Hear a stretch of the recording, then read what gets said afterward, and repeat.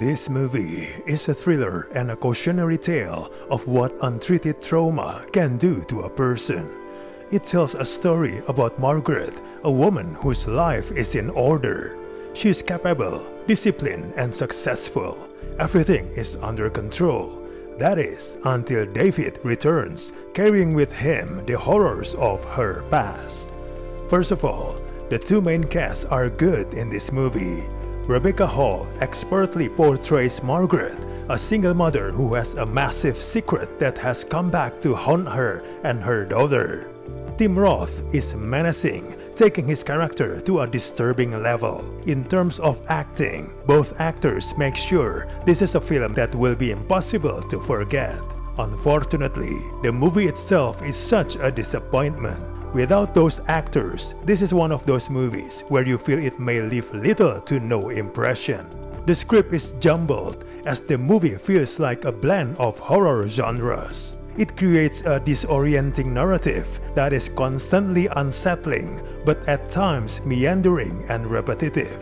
The movie starts well and manages to build a grim foundation.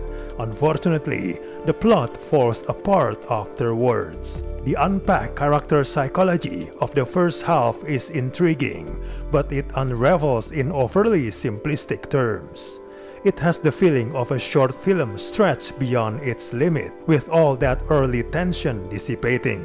Apart from the lack of tension in many scenes, the movie is also let down by some irrationality of the character's behavior. Many of Margaret's decisions are not well thought out, from hiding the truth from her daughter to pushing away anyone who wants to help her.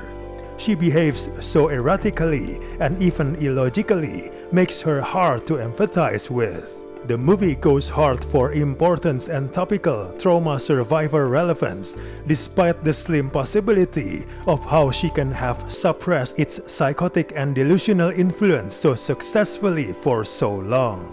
The film then spirals out of control, so too does its narrative and quality. The movie tries to develop a thriller with horror elements, but instead of frightening its audience, it ends up frustrating them. Eventually, the movie delivers an ending that's shocking and grotesque, which unfortunately feels lazy and ineffectual.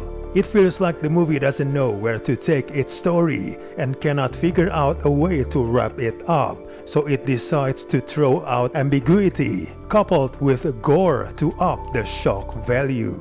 Overall, this movie is such a disappointment. It's not really worth your time to watch this in theaters. Just wait on your streaming service.